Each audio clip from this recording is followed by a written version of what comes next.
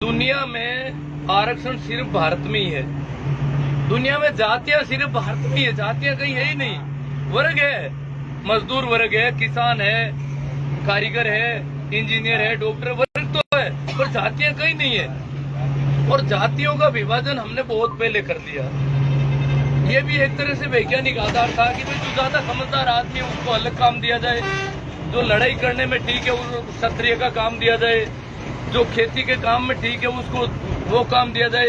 ये काम दिया गया एक विशिष्टीकरण के आधार पर दिया गया, परंतु बाद में क्या हुआ, योग्यता को नजरअंदाज कर दिया गया।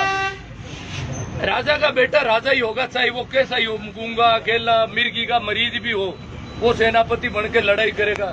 बताओ उसको, वो तो मिर्गी का मरीज है, फिर वो सेनापति है। अब वो क्या हुक्म देता है, क्या मतलब ये आरक्षण लागू हो गया हमारे देश में कि राजा का बेटा चाहे वो कैसा भी हो राजा ही बनेगा। ब्राह्मण का बेटा सबको ज्ञान देगा। पता अब वो चाहे मंदबुद्धि हो, उसको 5 तक की गिनती नहीं आती, पर लोगों को कहता है इस खेत में ये वो और ऐसे शादी करो और ये करो और वो करो। मतलब ये एक आरक्षण है, फिर योग्यता को नजरअंदाज कर दिया। सिर्फ जाति के आधार पर, केवल जाति के आधार पर दिया गया आरक्षण है। ये हजारों वर्षों से इस देश में चल रहा है। वेश्या का बेटा सेठ कहलाएगा, सेठ का बेटा सेठ ही होगा, चाहे बेवकूफी जन्म जाओ कितना ही, वो तो सेठ जी है।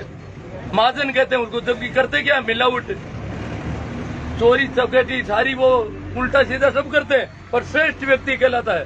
सेठ तो इसका अपभ्रंश है, श्रेष्ठ सबसे अच्छा आदमी। तो ये जो आरक्षण है, जैसे हमारे देश में एक अब कह रहे हैं डॉक्टर कम परसेंटेज वाले बन गए। अरे यहाँ तो तुम जो वेद बनता, वेद का बेटा वेद, वेद का पोता वेद, ये क्या वेद है, जानो भले ही मत। तो ये आरक्षण हजारों वर्षों इस देश में चला। अब आरक्षण होना नहीं चाहिए।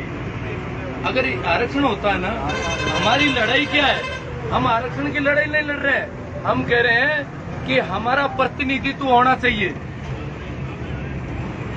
इस देश में सत्ता में प्रतिनिधित्व कुछ विशेष लोगों का रहा सदैव।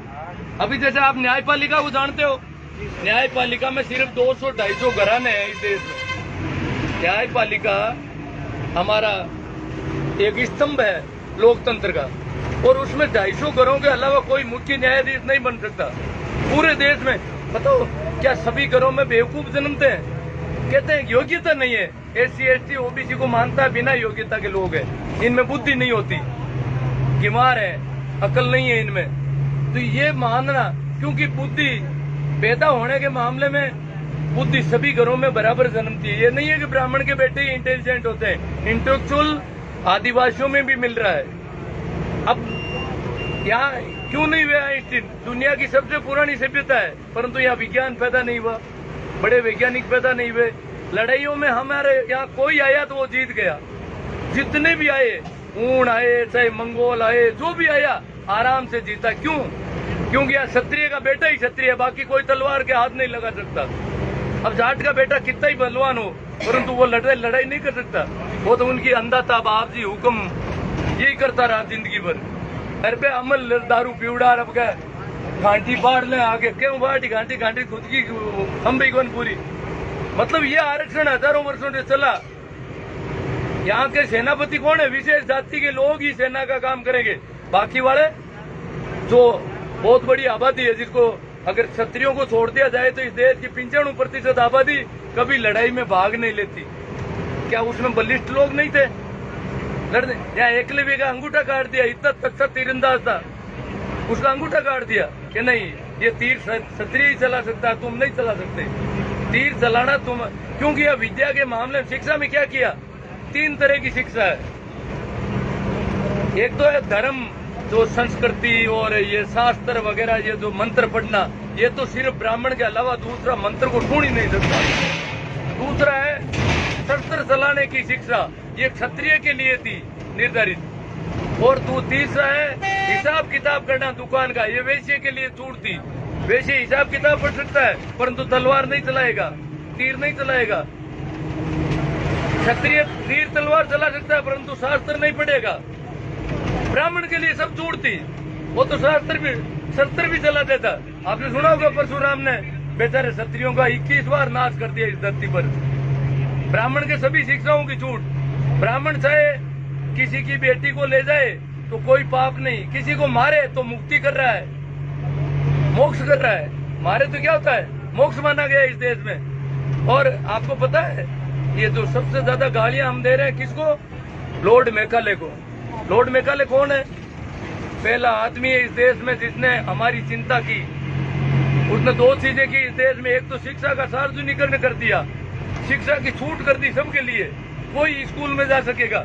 उससे पहले स्कूल में हम नहीं जा सकते थे। आपने सुना होगा कि शूद्र ने वेद के मंत्र सुन लिए, रामचंद्र ने उसके कानों में शीशा घोल के कूट दिया कि इसके कानों ने मंत्र सुने, कानों की गलती है, गलती कानों ने की है, तो शीशा पिघला करके कूट दिया। ये यहाँ पर चला। तो इसने क्या किया, मैकाले ने क्या कि शिक्षा के दरवाजे सभी के लिए खुला है, कोई भी इंसान की औलाद है वो स्कूल में पढ़ेगी। उसके बावजूद 50-60 साल तक सबसे पहले तो वो पढ़ा ज्योतिबा फूले, नीची जाति के लोगों में से वही पढ़ा, बाकी कोई पढ़े नहीं। फिर अंबेडकर पढ़ गया, ये कुछ लोग सर छोटू राम पढ़ गए, बलदेव राम मिर्जा पढ़ गए। बलदेव राम मिर्जा क्यों पढ़े, वो एक राजा के बेटे थे। बलदेव राम मिर्जा जागीरदार थे, जाटों के पास जमीन राजस्थान में 2 जाटों के पास थी, एक तो कुचेरा के मिर्जा है और भागरोद के मिर्जा। इनके पास जागीर थी। कुचेरा वाले सिंधलास गांव लाटते थे और भागरोद वाले डूडीवास गांव के जागीरदार थे।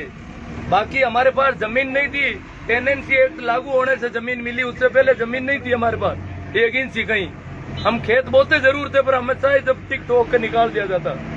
तो ये लोग पढ़ गए। बलदेव राम मिर्जा, एक मेरे गांव के पूसाराम जी मिर्जा पढ़े थे, मेरे गांव के बद्रीराम जी मिर्जा कप्तान थे, वो बताते थे वो पढ़े थे 1905 में जोधपुर की स्कूल में, क्या नागौर में स्कूल नहीं थी, वो कह रहे थे उस समय जोधपुर में पढ़े थे, वो मुझे मिले हुए थे।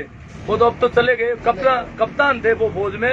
वो कहते थे कि मैं जिस स्कूल में पढ़ता था वहां पर एक नाटक करना था और एकलव्य का पाठ करना था, तो पूरी स्कूल में फिरे कि कोई नीची जाति का बच्चा है तो वो क्यों पढ़े। बद्रीराम जी एक जागीरदार के बेटे थे, उनका जोधपुर में मकान था, सरदारपुरा में बलदेव राम जी का भी था और भागरोद के मिर्जा हुए थे। जितने भी जागीरदार थे मारवाड़ के, उनके सबके जोधपुर में ठिकाने थे।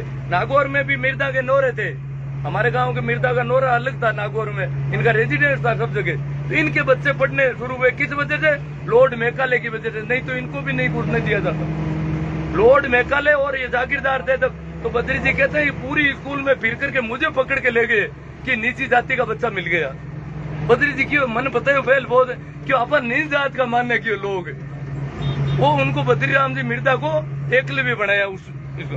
अब एक दूसरी और कहानी कहता हूँ, आपने सुना सीआर चौधरी और राम रघुनाथ जी और सीआर साहब साधु है।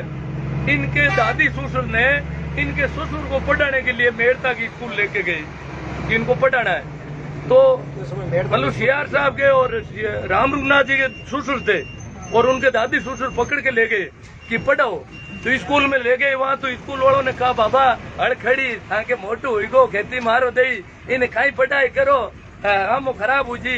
बाबू क्यों नहीं पढ़ाऊं, बाबू जिद कर लियो क्यों बाबा पढ़े हैं बैठे को नहीं, महाराज टाबर दूजुड़ा नाराज हुआ है, दूजुड़ा घर का नाराज क्यों, वो गावा को छोरो नेकर पेरी उड़ो हो घंटा नहीं हो क्यों, माँ की टाइम में नेकर को नहीं गणकरा टाबरा पहल दूजड़ा है, माँ की नेकर होता दादी खाई ही रहती नीचे फाजुड़े पैर जाता भाई, वो आगू नेकर दिखता लर भागा ही रहता पूरे एड़ा नेकर हकम ही फाजुड़े रहता, गुंजे हुई को नहीं अरे गुंजे ही गा मामा टेको दे दी सीधु बटन को नहीं।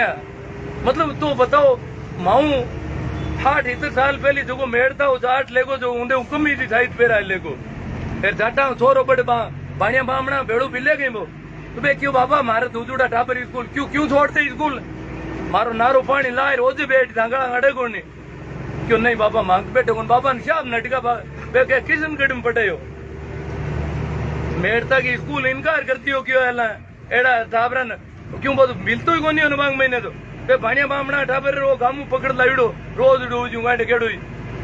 मतलब ये कंडीशन थी, ये लॉर्ड मैकाले की छूट के बाद हमारी ये हालत रही कई वर्षों तक। ये तो सर छोटू राम पढ़ गए, बलदेव राम मिर्जा पढ़ गए, अंबेडकर पढ़ गए, ज्योतिबा फूले की पत्नी ने बहुत संघर्ष किया, लड़कियों को पढ़ाना शुरू किया, लड़की को पढ़ाना क्यों खोरो ही पाप है। लड़कियां ने पढ़ाओ तो बिगड़ क्यों बिगड़े लड़कियां। लड़की ने पढ़ाऊ मतलब अबार देंगे बिगड़ जाएगी लड़की। मन क्या कोई डारू को मैंने डारू वाला बलदेव राम जी को हार और डारू में बलदेव राम इनकलाब जिंदाबाद, इनकलाब जिंदाबाद। तो डारू वाला क्या मैं क्यों भाई बलदेव राम जी आता था थांगट कहीं था कहता हार हो देना क्यों बलदेव राम जी बात तो घनी ताजी कहता बे पिंडे मां बात क्यों क्यों छोरिया नहीं पढ़ावनी पड़ी छोरा ने पढ़ावनी कुछ कहता पण क्यों छोरिया ही पढ़ी जना बोझे हगड़ा ही कहता पावना माथो खराब छोरिया केला पढ़ी क्यों मतलब छोरिया कोई दे गोना बकरिया है क्यों मतलब लुगे अबार 20-15-10 साल पहले ताई तो गांव में कहता ए लुगे गांड कट्टी वोट देवे टीकी गांड कट्टी थे मतलब लुगे मानता का अकल हुई को नहीं अब ठापड़ी लुगे तो आरएस में टोपर ऊंडूगी छोरा नीला रखूगी अब ठापड़ी अकल बराबर ही है मतलब ये मानते कि छोरिया पढ़ी अब केला पढ़ी क्यों छोरिया हम भी नहीं बोलो अबार कहते भैंसिया पढ़ी केला पढ़ी भैंसिया भाई क्यों बलदेव राम जी बात कहता थे ना पहला लागती लो बलदेव राम जी बहुत मेहनत करी आप पटाउन के मैंने लोड मेकाले के बाद में बलदेव राम मिर्जा है जो मारवाड़ में बहुत बड़ी क्रांति है बलदेव राम मिर्जा शिक्षा गामू पकड़ पकड़ टापर लेगा कि मैंने मांगी उड़ो टापर दे तो हूँ पटाऊ बिन कल नहीं पटाऊ पानिया मांगता रोटियां पे और आमने मूल संजी आ रही है खेती कराता टाबरा हल खड़ा मिर्जा अमर रहे, बलदेव राम मिर्जा अमर रहे, बलदेव राम मिर्जा अमर रहे। हाँ की बार हॉस्टल चाले एल हॉस्टल नाम बलदेव राम मिर्जा क्यों किसान छात्रावास लिखो गांव का भले क्यों हेर में नागौर में कहता जाट बोल देगा पण हगली जातिया का टापर रखता मारे हाथ भाणिया का टापर पड़ता बामणा का पड़ता हगली कोमा सिर्फ राजपूता की बोल्डिंग नारी बन गई पिंडे ने राजपूत भी पड़ता पहले और मेघवाड़ रे भी पड़ता नागौर किसान छात्रावास में क्यों किसान छात्रावास में क्या डोली भी पड़ता सब मतलब सारो भेदभाव मिठाई पे इतनी मेहनत करी कि भाई पढ़ाओ अगला टाबरा ने बलदेव राम जी बहुत ही मतलब देवता रूपी व्यक्ति है और मां कोई योग बाकी वजह आप ऊंचा उठिया बलदेव राम जी आज रामदान जी गुल्लाराम जी की जयंती आज जना वो कार्यक्रम रखियो गुल्लाराम जी आ रतकुड़िया का रामदान जी आ बाड़मेर का और आमना मैं बताऊं थोड़ी मूलचंद जी की एक बात करूं मूलचंद जी क्या छिनवा काल के महीने टाबरा नट ढाब लिया नागौर में चेन्नार में रागता चेन्नार में एक घर होवा को जब टाबरा रागता हल खड़ावता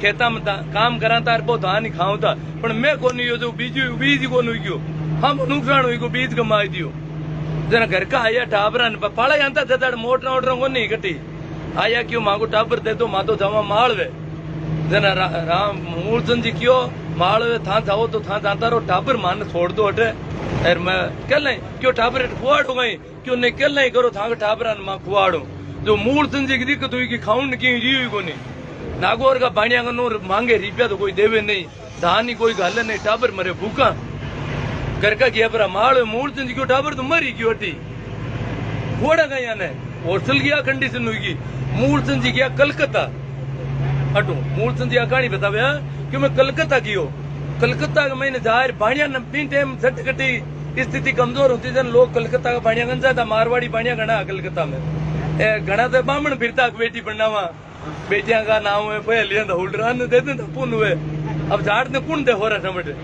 तो मूलचंद जी बट गया पर बाणिया गन फिरिया मूलचंद जी की बाणिया है 2-4 मूलचंद जी भी पहली मादन में नौकरी करी डाक की अटे भी डाक का नौकरा जन मूलचंद जी पे बाणिया है घर किया पर बान मूलचंद जी ने क्यों भाई एक ढाबा मार बाणिया लुगे बीट करती ना जाता हूँ ढाबा मार रोटी खाओ था तो बट भी ढाबा में अभी ढाबा में सर छोटूरा में एक जगह रोटी खाओ था तो ढाबा में रूलपट हुई क्यों इन रोटी खुआड़ो जन बाणिया क्यों मोटूटी जाता क्यों मैं खावा को नहीं क्यों मतलब जाट रोटी खावे जन मां ढाबा में ढूका लगो तारे पहली ढाबा अबार था नागौर में बामणा की होती चाय की दुकान पूरी नागौर में टोटल चाय का वैष्णव भोजनालय ब्राह्मण भोजनालय ही होता दूसरी जाता जाट अगर खोल दे तो दूसरे मूलचंद जी 2-3 दिन 4 दिन गांधीवादी तरीको अपना अनशन कर बैठ गा क्यों मर्जी हूँ भूखा एक दिन हाथ हटू वो क्यों मूलचंद जी मर्जी हो तो कोई नहीं कौन ठापड़े पे ठापर पट मरी क्यों पट मैं जाऊ जेड़ू कोनी बा ठापरा के नेर मायतन क्यों खाई सो मरतो मैं तो क्या तो कोई ने दिया आए दिन मन 2 रुपया देते ही तो मैं टाबरा रोटी खा लू नहीं बा जन वो आदमी भी हेठ ने जगह मूल संजीव जान पहचाने भी नहीं कियो यार मूल संजीव 3-4 दिन या भूखा मरे रोटी कौन खावे अनशन कर दियो वो हेठ कियो अट अनशन का कट पता लगे कि वो कलकत्ता है अट कहीं गांधी जी थोड़ा ही होते हैं वो हेठ आयो लाई मूल संजीव कने क्यों ऐला करो मैं बताऊं थाने एक बिड़ला सेठ है जो को मने एक ना कियो क्यों भाई कोई वास्तव में जरूरतमंद हुए तो बिना आपा हेल्प कर सका तो बिड़ला कने आलो आपा बिड़ला कने किया मूल संजीव बिड़ला कने जाए बात रखी बिड़ला क्यों मैं चेक कराऊं कल रेल चलती कलकत्ता वहां आमने थे जोधपुर नागौर बिड़ला आदमी भेजो मूल संजीव हाथी हटे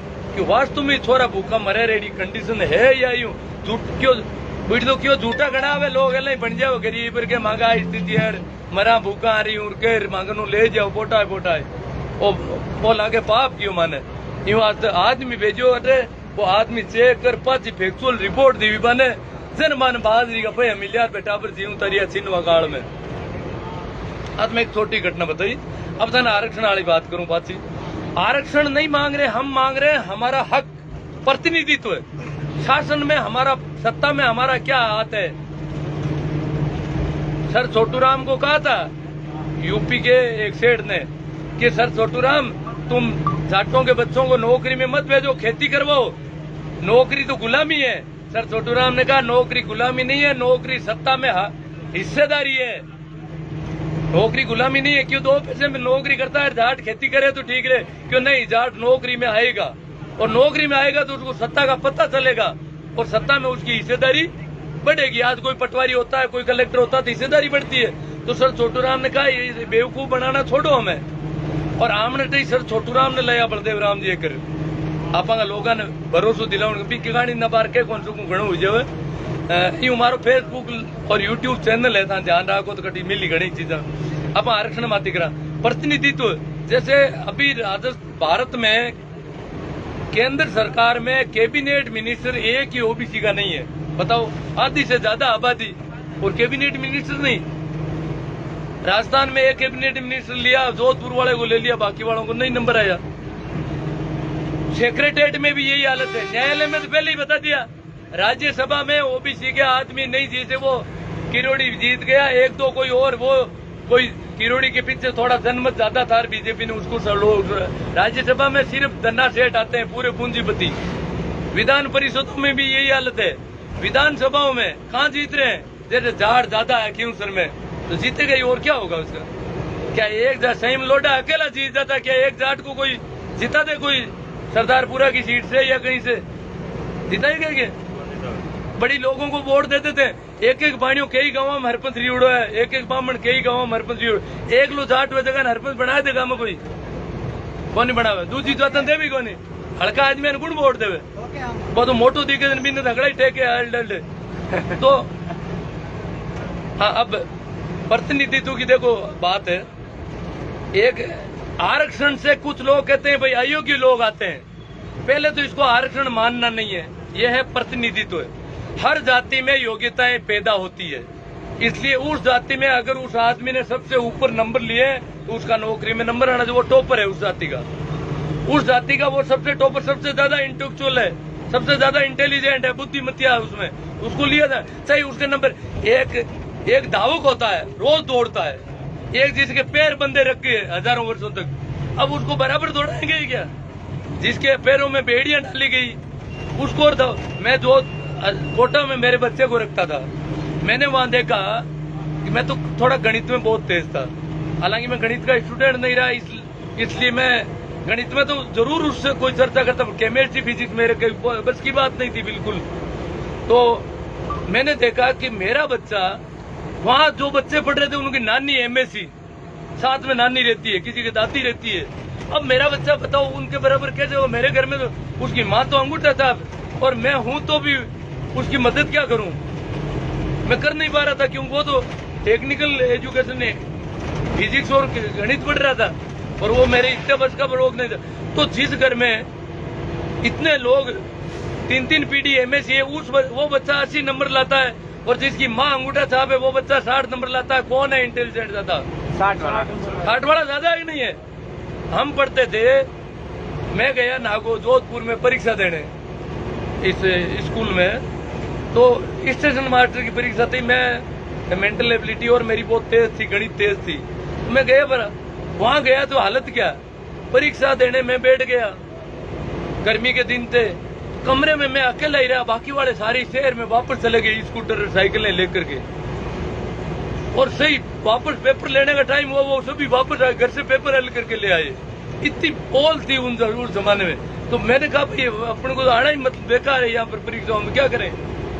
परीक्षाओं में इतना फर्जीवाड़ा चल रहा है यहाँ पर। वो शहर वाले लोग फर्जी नौकरियां लगा ली उन वर्षों में, क्योंकि शहरों में उनका था बोलबाला। और परीक्षाएं ये प्राइवेट स्कूलें थी, उनमें ऐसे ही पूरी धूड़ बटा। प्राइवेट में अबार तो यहाँ पढ़ाई थोड़ी थोड़ी गबागब कराया, नागौर वाली स्कूलों में ध्यान होला, अब थोड़ा नट कसी गया। तो बीन जमाना में वहां पढ़ता जाता तो काटी पे प्राइवेट में जैसे जो चलतो एर पे नौकरियां लाग जाए। सर मैं क्यों भाई आप तो कंपटीशन दे आने की जरूरत ही को नहीं। तो ये प्रतिनिधित्व की बात कर रहे थे अपन।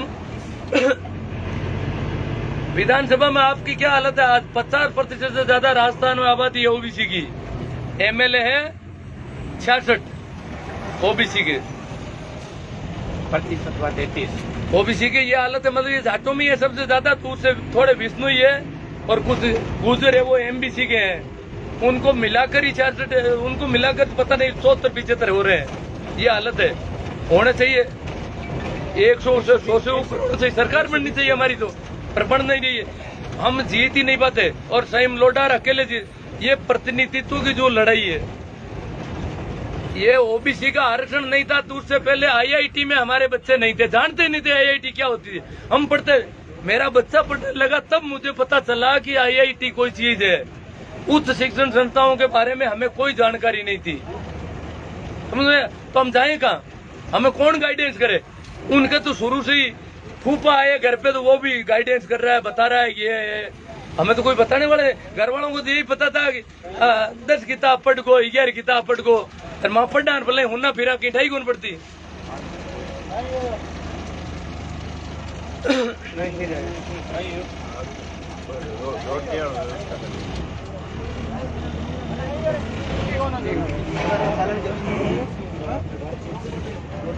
तो ये हम जो मांग कर रहे हैं वो कर रहे हैं। हम कह रहे हैं कि इस देश में प्रतिभाओं को दबाया गया जाति के आधार पर। जाति के आधार पर लोग क्षत्रिय बन के बैठ गए। फौज में तो आज तो जाट ज्यादा जा रहे हैं, उस समय क्यों नहीं थे? उनको ऊंचा ही मत लाठी रागनी हर कोनी मतलब करसी कुआडिया रहे तो काम ले सको, लाठी राखे तो हम देख हर कोनी हो। हाँ रावड़ा लांगे तो ये आरक्षण था ना, ये है परंपरागत आरक्षण। संवैधानिक आरक्षण में योग्यता है, योग्यता जरूरी है, न्यूनतम योग्यता। उसमें तो कोई योग्यता नहीं थी, शुद्ध रूप से जातिवादी आरक्षण था। अभी जो ईडब्ल्यूएस को आरक्षण दिया ना, ये जाति आधारित आरक्षण है। और ये आरक्षण है, हमारा आरक्षण नहीं है, क्योंकि आरक्षण का मतलब है प्रतिनिधित्व जिनका नहीं है, जिनके कलेक्टर नहीं है, जिनके डॉक्टर नहीं है, जिन वर्गों में से बच्चे अच्छी नौकरियों में नहीं है, उनको हक मिलना चाहिए, उनका प्रतिनिधित्व सुनिश्चित किया जाए। जिन जातियों का पहले से ही प्रतिनिधित्व ज्यादा था, उनको 10% आरक्षण दे दिया। मजाक बन रही है पूरी की पूरी। उनकी आबादी नहीं है, उससे ज्यादा उनको आरक्षण। और हमारी आधी से ज्यादा हमारी जनगणना नहीं है। हमें अवैध संतान माना जा रहा है ओबीसी को भारत में। अभी भी लालू प्रसाद यादव ने ओबीसी की जनगणना करवा दी कांग्रेस के लट डाल करके, परंतु बीजेपी की सरकार आ गई, उसको दबा दिया पूरी तरह से। ओबीसी की जनगणना हो गई, फिर भी उजागर नहीं किया जा रहा है। जातिवाद बढ़ेगा, यार हमारे रामनिवास जी ये कह रहे जातिवाद बढ़ जाता है ओबीसी की जनगणना करवाने से। विप्र आयोग बन गया राजस्थान में, विप्र कल्याण आयोग, एक जाति के लिए आयोग। शेड्यूल कास्ट के लिए भी कुछ योजना है, परंतु ये नहीं है कि मेघ वालों के लिए अकेली किसी जाति की योजना है क्या? कहीं अकेली जाति के आयोग बन गए, जैसे उनका कल्याण बाकी है, बाकी किसी जातियों को तो हमें अवैध माना जाता। हमारी न तो जनगणना कर रहे हैं, जनगणना करते ही हम क्या मांगेंगे कि हमारी आधी आबादी है तो आधे हमारे एमएलए होने चाहिए, आधे मिनिस्टर हो, आधे न्यायाधीश हो, आधे कलेक्टर हो, आधे पुलिस ऑफिसर हो, सब जगह हमारा बराबर प्रतिनिधित्व होना चाहिए। तो इसलिए हमारी जनगणना रोकी जा रही है। कौन रोक रहा है? कांग्रेस नहीं करवाना चाहती थी, लालू प्रसाद यादव ने। लालू प्रसाद को इतना बदनाम कर दिया इन्होंने कि ये चारा चोर है। बताओ, ये बाकी वाले नेता क्या खेती करके कमाते हैं क्या? ये मोदी जी इतने बड़े बड़े चुनाव कैंपेन किसकी वजह से चला रहे हैं? ये चोरियां करते हैं, क्या करते हैं? पैसा तो कहीं से आता होगा इनके पास भी, परंतु वो एक खेती बाड़ी से उठा। लालू प्रसाद तो आपको पता है मुख्यमंत्री तब गाय की दूध दुआरी करता था, घर पे चारा डालता था, काम करता था खुद भी। तो मतलब ये हड़की जाति का जब आदमी इतना ऊंचा चढ़ गया, कर्पूरी ठाकुर बने थे पहले तो, ये वो नाई थे, ये लोग ऊंचे उठे तो मीडिया इनके पीछे पड़ गया। मीडिया में किसका प्रतिनिधित्व है?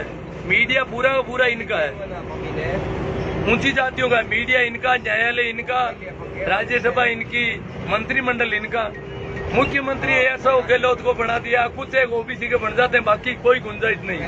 मुख्यमंत्री कभी नहीं बनाते, राज्यपाल बना सकते हैं, राष्ट्रपति भी बना देंगे कल को किसी को, परंतु मुख्यमंत्री, प्रधानमंत्री, कैबिनेट मिनिस्टर इसमें। अब आज बीजेपी को ये कह रहे थे कोई ब्राह्मण वोट नहीं देते, रघु शर्मा, मेयर जोशी मुख्य सचेतक भी है और जलदाय मंत्री भी है, रघु शर्मा है, बीडी कल्ला है। अब वोट कितने मिलते हैं इनके, परंतु फिर भी वर्चस्व, कांग्रेस में भी वर्चस्व। जिस किसी भी कॉमरेडों में जाओ उसमें भी इनका दबदबा। हमें क्यों नहीं लिया जा रहा है? तो प्रतिनिधित्व जो हमारा है उसकी हम मांग करेंगे कि हमारे जैसे शिक्षण संस्थानों में आज भी IIT में, आपको पता है सेंट्रल यूनिवर्सिटी कितनी है इंडिया में पुरानी? 2018 की एक रिपोर्ट है, आपको पता होगा, आज तक टीवी पर आई थी। 40 सेंट्रल यूनिवर्सिटी में एक भी ओबीसी का प्रोफेसर नहीं। देश की सबसे बड़ी यूनिवर्सिटी है जैसे JNU है, DU है, इनमें ओबीसी का एक भी प्रोफेसर नहीं। शेड्यूल कास्ट के थोड़े बहुत है, टोटल जनरल के प्रोफेसर पढ़े, वो मेरे पास वीडियो पड़ा है। और आज तक की आप सर्च कर लेना, यूट्यूब पे मिल जाएगा वीडियो। आज तक की रिपोर्ट है पूरी। RTI एसोसिएट प्रोफेसर नहीं, एक भी एसोसिएट प्रोफेसर नहीं, एक भी प्रोफेसर नहीं। क्यों? कि प्रमोशन में आरक्षण नहीं है। शेड्यूल कास्ट का तो प्रमोशन में आरक्षण है, इसलिए प्रमोशन हो जाता है। हमारा प्रमोशन करे कौन? वहाँ प्रमोशन करने के लिए लोग जो बैठे हैं, इंटरव्यू में देखा आपने, ओबीसी वालों को नंबर कम दे दिए जाते हैं, जगह जगह देते ना। उसी प्रकार प्रमोशन में ओबीसी को पूरी तरह रोक देते। शेड्यूल कास्ट का आरक्षण है, इसलिए उनके थोड़े प्रोफेसर बन जाते हैं। उनके भी कई तरीकों से उनको भी बाहर निकाल, मतलब बराबर उनको भी प्रतिनिधित्व तो नहीं मिल रहा है जनसंख्या के अनुपात में।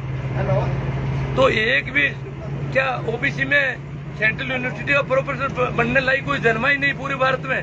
इंटेलिजेंट होते ही नहीं है क्या? ये हालत है हमारी।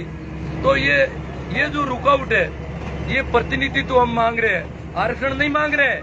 आरक्षण मांगे तो लोग क्या देखो मगते हैं, विशेष सुविधा चाहते हैं। कमजोर है क्या तुम, विकलांग हो क्या तो सुविधा चाहते हो? तुम तो सीढ़ियां चढ़ सकते हो, तुझे रैंप की कहाँ जरूरत है?